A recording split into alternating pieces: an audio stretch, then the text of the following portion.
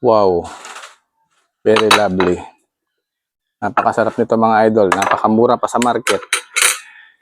Ayan. Tumbong soup. Oh. Yari na naman ng papaitan dito. Mas kursonada ko to sa papaitan mga idol. Itong tumbong.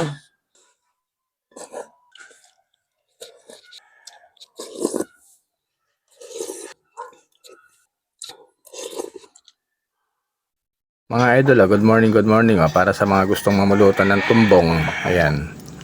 Kada isang baboy, isang tumbong lang naman. Nakakuha ko ng 3 tumbong mga idol. Pakukuluan ko lang yan mga idol ng 3 beses hanggang 4 hanggang sa mawalay amoy.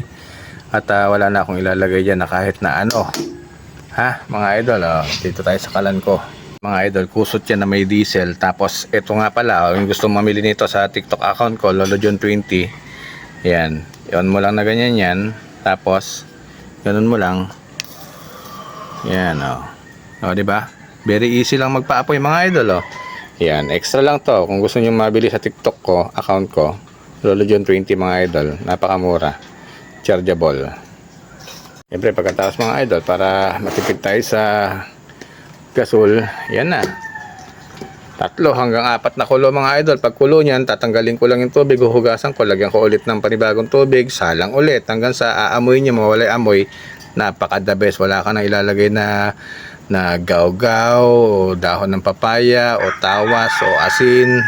Wala na, basta ganyan lang ang technique. So ayun yung unang kulo mga idol. So ang gagawin ko dyan, kukunin ko, tapos hugasan ko, lalagyan ko ulit ng panibagong tubig mga idol, tapos papakulan ulit natin. Unti-unti yan hanggang sa mawalay amoy. Check natin mga idol kung malambot na ang ating pinapakuloang tumbong. So lang yan. Tingin ko parang ang lambot na. Lapit lang tayo maliit. Yan. Apa. Yan, tignan natin kung okay na siya. Sa mga idol, yan. So, tignan natin. Ito na mga idol yung tumbong ng baboy.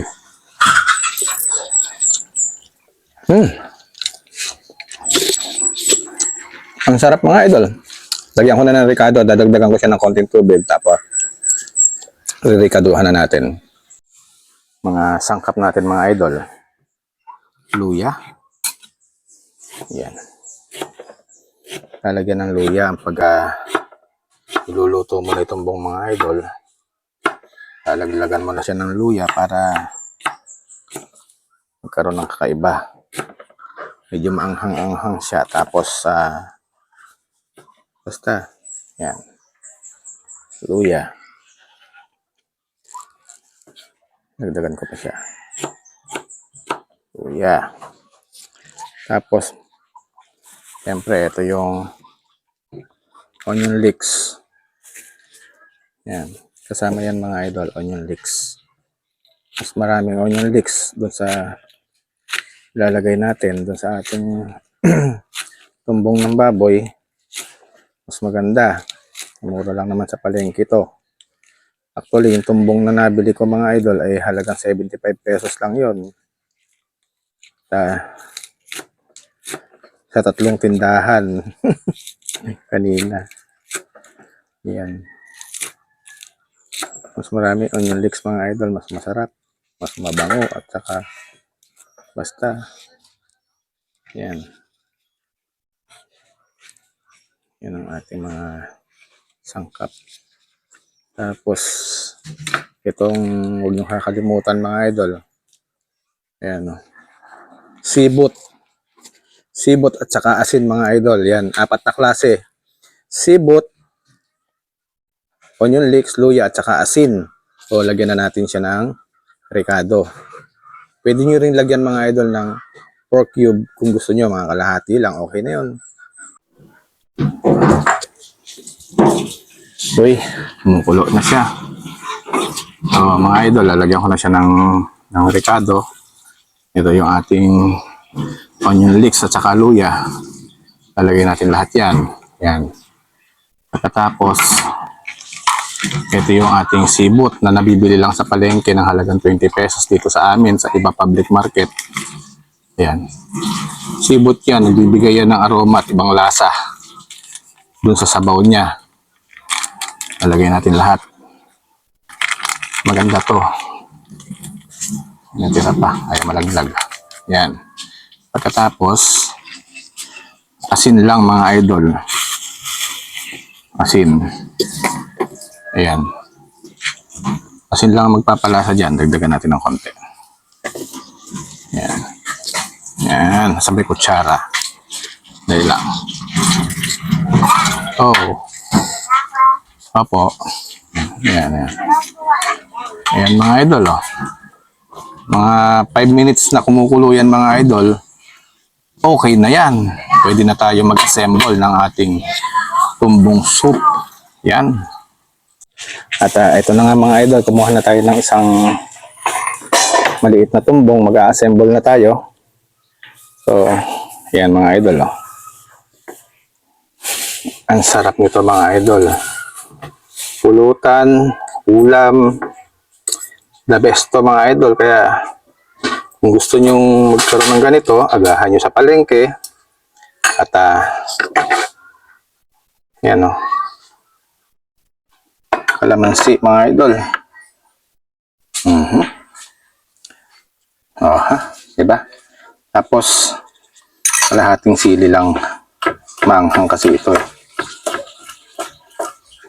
Yung mga matatakaw sa sili, pwede nyo damihan ng sili. Tapos, oh, onion leeks. Ang sarap nito mga idol. Tumbong soup. Ayan. Ayan mga idol. The best. The best in the West mga idol. Shout out po sa inyo lahat. Yung mga kumakain ng tumbong, bumili na ako ng fried bawang sa market. Yan, lalagyan mo siya ng fried bawang. Yan, kadalasang ginagamit sa mamihan pagka nagmamami tayo sa mga mami house. So, lalagyan ko siya mga idol ng yung pinakasabaw niya. Wait lang. Ito mga idol, ay kutsara ko. Paupo na pa-set up na oh. Ito mga idol yung sabaw, kumuha akong sabaw doon. Tapos, ayan.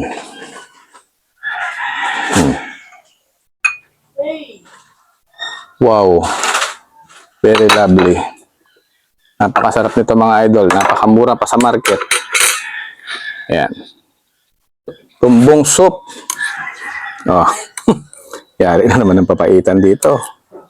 Mas kursunada ko to sa papaitan mga idol. Itong tumbong. Mainit.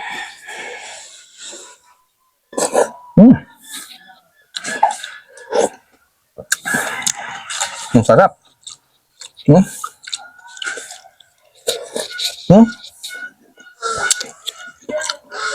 Simplado na kasi yung sabaw mga idol. Kung natatabangan kayo, lagyan nyo lang siya ng asin.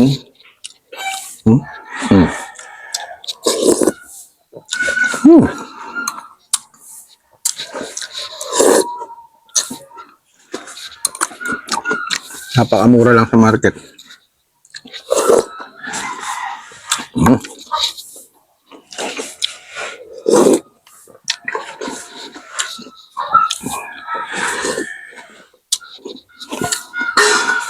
Masarap ang ulam.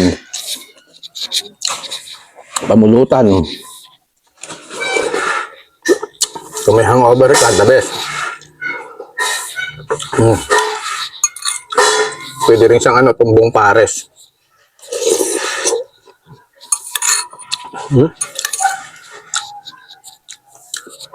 Sarap. The best talaga.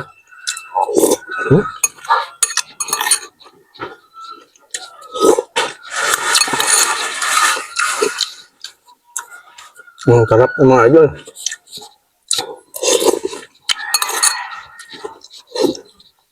Saktong-sakto lang yung pagkakapalambot ko.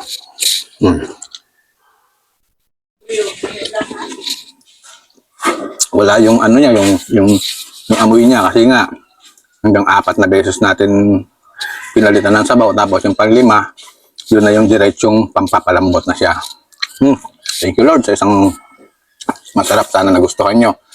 Tumbong soup ni Lolo John. Bye-bye!